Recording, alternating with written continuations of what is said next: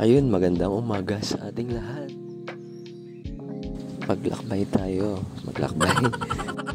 Maglakad tayo papuntang Karanday. Tapos madadaanan namin yung magagandang tanawin kagaya ng Tinawagan Hills. Kasi matataas na parte ng bundok na yan. Tapos yung Mount Simuray. Pero hindi kami pupunta sa Mount Simuray. Dadaan lang kami. Dadaanan lang namin. Ayun guys, magkwentuhan tayo tungkol sa pamumuhay sa probinsya. Ayun. Pag dito ka sa probinsya nakatira, oo, maganda. Pero syempre mas maganda pag meron kang magandang uri ng trabaho na may mataas na sahod.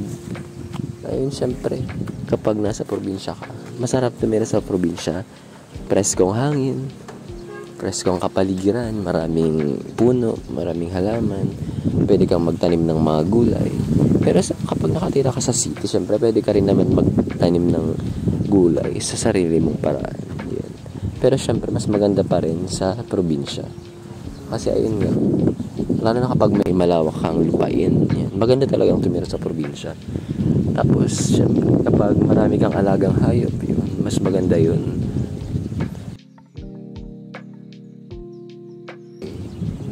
Sa mga pagkain katulad ng pag-aalaga ng manok, pwede ka nang magkaroon ng sarili kapag kukuha ng karne ng manok at itlog sa araw-araw. Siyempre kailangan maalagaan mo sila ng maayos para sa pang-araw-araw nilang pangangailangan. Yan. Maganda din yung mag-alaga ng kambing sa probinsya. Lalo na kung meron kang malawak na lupain, kasi kapag may kambing ka tapos nakatali lang naman yun, mahihirapan ka talaga. Kasi kada umaga itatali mo siya. Nanghihila ang kambing. Siyempre kapag ganun, mahirap talaga, lalo kapag hindi ka sanay. Pero ayun nga, kung gusto mo talagang mag-alaga tapos wala ka namang lupain na malawak, mahihirapan ka talaga. Ganun din sa manok. Kapag marami kang kapitbahay, mahirap din mag-alaga ng mga manok, lalo na kung ito ay malaya lang na gumagala kung saan-saan, malaya lang pumutupa. Tapos pag maliit yung space mo, syempre laging aakyat yan sa kung saan kayo kumakain. Kasi doon din sila naghahanap ng pagkain. Kaya pag may malawak ka talagang lupain, yun, maganda talagang mag-alaga ng mga alagang hayop. Lalo na kung ikaw ay magsasaka. Sarap mamuhay sa probinsya. Tapos kung marunong ka pang gumawa ng sariling matitirahan na bahay, yan. Lahat ng bagay kapag marunong ka, masarap talagang manirahan sa probinsya. Marunong ka gumawa, magkarpintero, yan. Siyempre libre ka na sa pagpapagawa ng bahay. Talagang hindi ka mahihirapan sa buhay, sa pamumuhay sa araw-araw. Marunong kang magtanim ng gulay. Hindi ka talaga mahihirapan mamuhay dito sa probinsya. Pero kung yung nakatunganga ka lang, tapos yung kita mo maliit, tapos yung ang taas na ng demand mo sa sarili mo, madami kang luhong kailangan, talagang kailangan mo maghanap ng trabaho. Pero syempre kailangan pa rin natin maghanap ng magandang trabaho, uri ng trabaho para sa araw-araw na pamumuhay at pangangailangan natin. Pero ayun nga, kapag marunong kang magtanim, mas makakatipid ka sa pang-araw-araw. Kasi katulad ng gulay, yan, dito sa probinsya, lalo na dito sa Bicol, masarap yung ginataan. Lalo yung sa iba, yung sa mga mahilig ng mga anghang. Kapag marunong kang magtanim, mahilig kang magtanim, mahilig kang magluto, ay sarap mamuhay talaga sa probinsya. Sarap manirahan dito sa probinsya. Kaya yun guys, sa mga nakatira sa city, sa mga syudad, sila talaga yung pag nakakapunta sa probinsya ay halos ayaw na nilang umuwi. Kaya kapag sa tuwing may mga day off sila or may leave sila, naiisipan nilang dumayo sa mga probinsya, sa mga kakilala nila, mga kapamilya, mga kaibigan, ganun. Kaya syempre, kaya yun, nabibitin sila na umuwi sa probinsya. Pero mas magandang pumisita sa probinsya, lalo na kung may mga lugar na kayo na alam, tapos yung mga kakilala nyo. Ang sarap talagang mamasyal sa probinsya. Mas magandang mamasyal sa probinsya lalo na kung may kakilala talaga kayo. Kasi syempre hindi kayo mapapagastos ng sobrang laki. Lalo na kung may mauuwing talaga kayo na kakilala nyo talaga, tapos may sarili kayong sasakyan. Kasi kapag may sarili kang sasakyan, syempre hindi ka na talaga mamamasahe.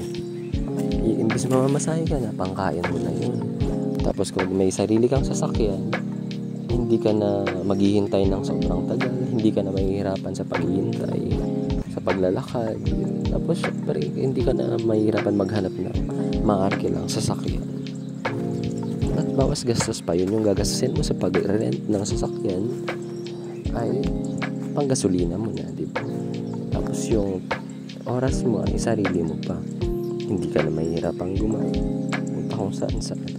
Lalo na kung may motor ka na, tapos meron ka pang sasakyan tulad ng van, kotse, or kahit anong sasakyan, bicycle. Kasi hindi ka na mahihirapan maghanap ng sasakyan, diba? Tapos sa mga mahilig na mamasyal, gumala, hindi uuwi ka agad, maganda pag may sarili kang sasakyan, tapos meron kang mga gamit na pang camping tulad ng tent, mga portable na lutuan. Yun, ang sarap talagang mamasyal, tapos matulog ka gaya sa mga bundok. Pero syempre kapag magkakamping ka, dapat makahanap kayo ng lugar na safe, mga lugar na hindi pinagbabawal sa pasyalan, mga ganong lugar. Pero ako talaga guys, dream ko din yung magkaroon ng mga tools, ng mga kagamitan sa pagkakamping. Kasi pag madalas talaga kami namamasyal sa bundok, sa may Karandan, gusto ko yung pag matutulog kami, yung kahit hindi kami matulog sa loob ng bahay, ayun, syempre pag may sarili kang tent, pwede kayong feeling nagkakamping kayo.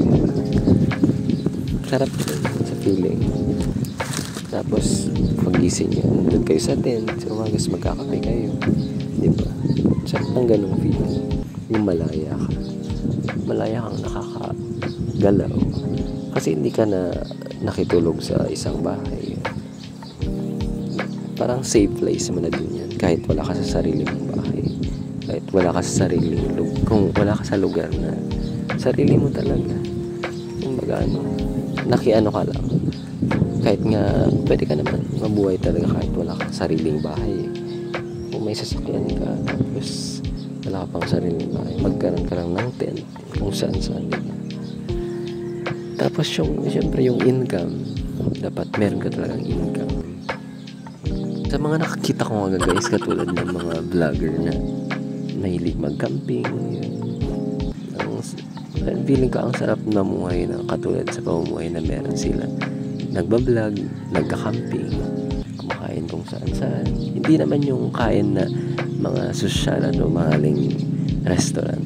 I mean yung pagkain na sila yung mismong gumagawa, sila mismo ang bumibili. Yung camping na, yes, magluluto sila, maliligo sa mga ilog. Yun. Ang mahalaga lang naman dun ay nakakakain tayo ng maayos, ng masarap na sarili nating luto. Tapos ayun, at the same time masaya tayo, na-enjoy natin yung buhay, lalo na pag sa oras na mga pagre-relax kasama yung mga mahal natin sa buhay, mga kaibigan natin. Yun ang pinakamasarap na feeling sa lahat guys, yung kahit na busy tayo, tapos may oras tayo para sa sarili natin, para mapasaya natin ang ating sarili kasama yung mga mahal natin sa buhay. Huwag natin yung naalisin sa atin na maging masaya. Pero hindi naman yung tipong kailangan mong maging masaya palaging may alak. Hindi ganun guys. Ako guys, ayaw talaga yung puro alak yung nasa utak ko. Ang gusto kong maging masaya, yung saya na kahit kung hindi ka nalalasing, masaya. Pero hindi natin may iwasan kasi mahilig talaga tayong uminom. Pero para sa akin, kaya kong maging masaya na nagkikwentuhan lang kasama yung taong mahal ko sa buhay. Kaya kong maging masaya kahit walang alak. Kwentuhan lang, puro pagkain, So, ang sarap nun guys. Kaya para sa akin, kahit walang alak, mabubuhay. Ang akin lang talaga ay gusto kong mabuhay. Gusto kong ipakita sa lahat na may alak man o wala, mabubuhay ako. Pero kung goal mo talagang maging lasenggero, yan, nasa sa'yo yun. Kasi ako talaga iwas na ako sa alak ngayon.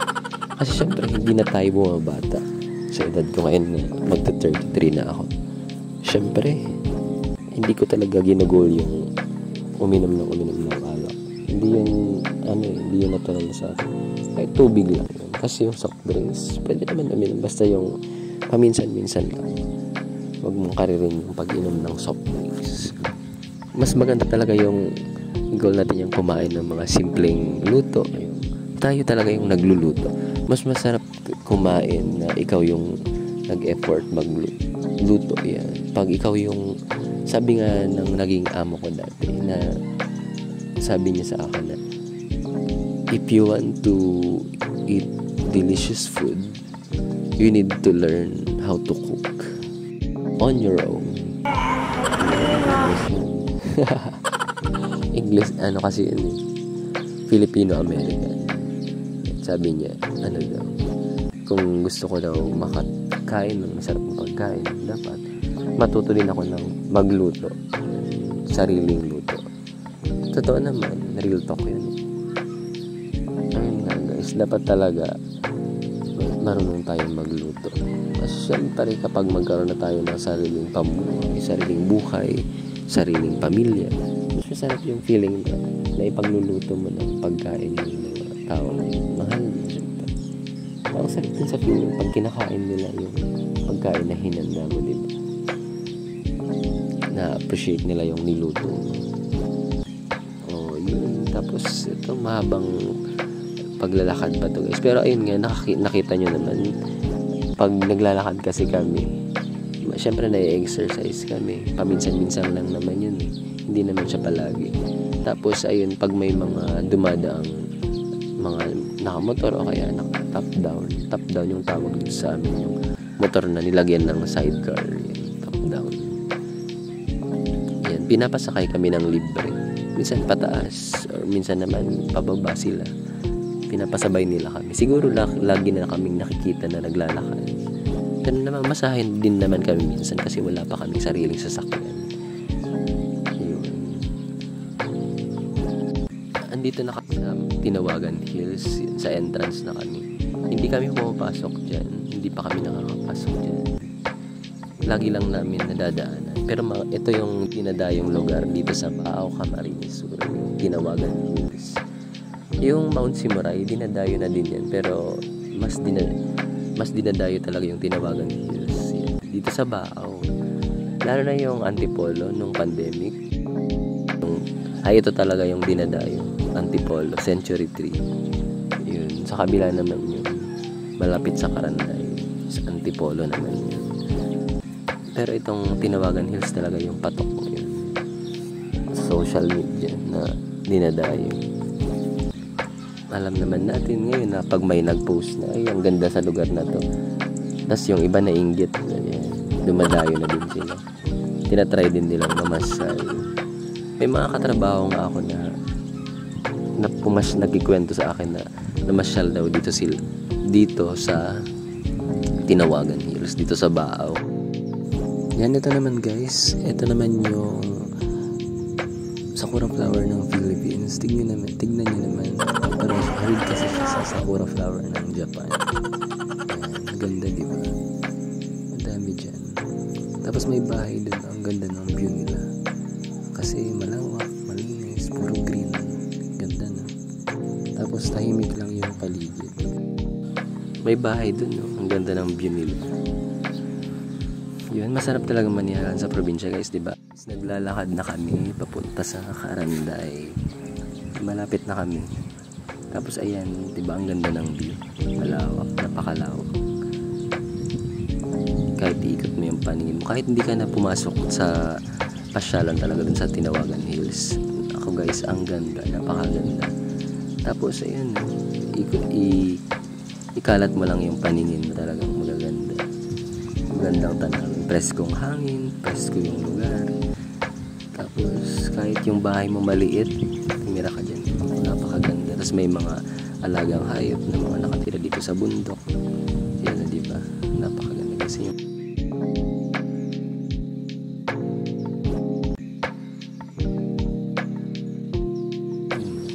kahit di ka na pumasok sa Tinawagan Hills, madaming magandang lugar yan. Lalo na kung magkakamping ka, tapos yung tipong gigising ka sa umaga na ganyan yung view. Tapos magkakape kayo, tapos magluluto kayo ng makain para sa tanghalian. Yan, ganyan yung ginagawa namin dyan. Pero sa ngayon, hindi pa kami nagkakamping. May tinutuluyan kaming bahay. Ganito yung dinadaanan namin dyan. Hindi pwede dyan magsuot ng tsinelas na madulas, tapos yung malambot. Dapat ay yung madudulas ka. Kasi yung daanan na yan, ganyan ng kalabaw. Yun, di ba? Kita nyo naman. Yung pangit ng buhok ko dun. Tapos ayan, no. Ay, ganyan yung dinadaanan namin dun. Tapos pag maulan, mas mahirap dumaan dyan kasi nga daanan dyan ng kalabaw. Binibilisan ko na kasi yung kasama ko naiinip na sa akin. Ayun, no. Malayo na daw siya. Kaka-video ko daw. Naiiwan ako. Sabi ko, sige, tuloy lang kasi makakarating din tayo. Makakarating ka din, makakarating din naman ako. O yun, may bato-bato, may mga putik, may part na matigas na lupa, may part putik nga malalambot na lupa. Kaya ingat tayo sa paglalakad. Hindi pwedeng mag-hills dyan, guys. Yung mga mahilig mag-hills. Mas batuhan kasi talaga yan. Tingnan nyo naman, di ba? May mga bakas ng paa ng kalabaw, puro bato, tapos may putikan. Yan. Kung ayaw madumihan, iwasan mo lang yung mga putik-putik. Tapos mag-ingat ka sa mga inaapakan mo kasi baka mabagok ka dyan sa mga bato. Yan, hindi pwede dyan yung naglalakad ka tapos hindi ka nakatingin sa dinadaanan mo. Kaya habang nag-video ako, yung camera ko, yung gamit ko na cellphone, yan, nasa taas lang yan para nakita nyo yung nilalakaran. Kasi pag hindi ako tumingin dyan, ako, baka sumemplang ako dyan, guys. Tapos, ayun, no. Yan. Kunyari, nagbablog din ako. Gusto ko lang naman ipakita yung pinupuntahan naming lugar. Kasi syempre, kumbaga, memories din yan na masasave ko. Kasama ang bebe ko. Sana, diba? Ang hirap kasi na yung magkikwento ka lang. Mas maganda yung at the same time, nagkikwento ka sa kanila tapos nakikita na yung pinupuntahan nyo, yung ginagawa nyo. Tapos kung anong ginawa nyo, kumain kayo, tapos doon kayo natulog. Yan, pinupuntahan lang namin palagi yung kapatid niya doon kasi syempre, minsan uuwi kami, may dala kaming kamote, minsan may dala kaming mga gulay katulad ng patola, kalabasa, meron ding mais. Ayun. Tapos minsan may pipino din kami doon na doon lang ako nakatry na kumain ng pipino na walang halo. Yung as in pipino lang talaga na yung malambot pa. Ang sarap niya, guys. Manamis-namis siya na yung natural na natamis ng gulay na medyo ayun nga, lasang gulay. Siyempre hilaw yan. Ayun si Berto dala na yung kalabaw. So ayun naman yung inaanak ko, guys. So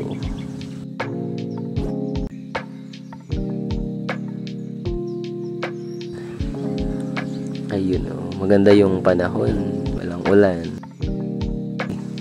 Tapos ayun, ayun, nag-relax. Tapos maya-maya niyan, maghanap na kami ng maluluto. Minsan nga, pumunta kami dyan, tapos pumunta kami sa may mga kawayan. Alam nyo, guys, yung tinatawag na puwag, yan, ubod ng kawayan. Tapos ito yung baby ko, iiyak na yan. Kita yung mahiwalay sa nanay.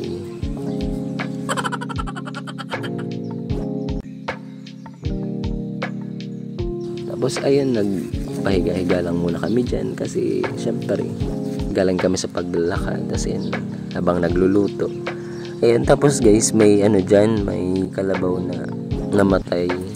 Siguro mahina siya, tapos buntis daw yun. Ayun, binigyan kami ng karne ng kalabaw, piraso lang naman. Tapos inadobo namin yun. Tapos ayun, ang sarap ng ulam namin hanggang gabi yan, ha. Binigay lang yun, nakalibre kami sa karne. Yung mga kakilala ng sa side ng asawa ng kapatid niya. As ayun, naghanap kami ng kamuti. Ang sarap ng kamuti nila kasi ano siya, matamis siya. Kahit hindi mo nalagyan ng asukal. Kahit ihawin mo, mas masarap pag inihaw mo siya kasi pag nilaga mo siya, 'di ba? Pag nasobran mo ng tubig, yung tamis niya minsan nakukuha yung katas, nawawala yung matamis na lasa nung kamote. Kaya mas masarap talaga pag ihaw kasi hindi siya matatanggal yung lasa. Yung ihaw na medyo tutong. Masarap talaga yung lasa pag gano'n. Asan dito? Ayan. Siya yung nag-ukay. Ako nagbibideo lang naman ako. Tapos nag-aabang ng mga na kukuha niya kamote. Yun, diba? Ayan. Hanap-hanap lang kami dyan ng kamote. Tapos syempre yung kamote maganda din kasi yung talbos niya pwede mong iluto din. Yung kamote ginagamit ko din yan minsan na binabalatan ko lang tapos hinahaluan ko lang minsan na tawag dito yung beef loaf, meatloaf, ganun. Pag ganun kasi masarap siyang igisa, mas manamis-namis yung lasa. Favorite ko yun iluto pag wala akong patatas na mabili. Mas gusto ko nga yan kaysa sa patatas kasi medyo matamis yung lasa niya. Mahilig kasi ako sa sweets. Pag corned beef, pwede din yan. Karne, kahit anong karne. Manok. Ano siya, pamalit ko yan sa patatas. Minsan ina-adobo ko din. Sarap siyang gamitin. Yan. Tapos ayun, nag-adobo kami. Pero hindi naman namin yan nilagyan ng kamote. Adobo lang talaga siya. Adobo na karning baka. Medyo mausok sa loob kasi yung lutuan nasa loob. Hindi pa nagagawa sa labas eh. Pero ayos lang yan. Paduyan-duyan lang ako. Tapos siya nagluluto. Nagluluto yung baby ko. Ayun. Sarap. Kain tayo guys. Yan. Tamang masid-masid lang sa mga manok na patuka-tuka lang sa labas. Ganyan yung sinasabi ko guys. Masarap talaga mag-alaga ng mga manok. Lalo na kapag may malawak kang lupa. Walang masyadong kapitbahay. Yun, syempre. Tapos ayun o. Diyan nagluluto naman kami dyan ng noodles. Tapos nilagyan lang namin ng talbos ng kamote, ng malunggay. Tapos ito yung adobong ulam namin. Yan, may ulam din kaming santol. Tapos ito pritong daing na tilapia, yung maliliit. Ayun yung noodles guys. Tapos ito naman yung pipino na sinasabi ko. Yun, di ba? Ang sarap niyan. Yung fresh na pinitas pa lang. Yung kakapitas lang talaga niyan. First time kong kumain na ganun lang. Sarap siya guys. Ayan guys, luto na. Tara, kain tayo. Thanks for watching. Bye bye.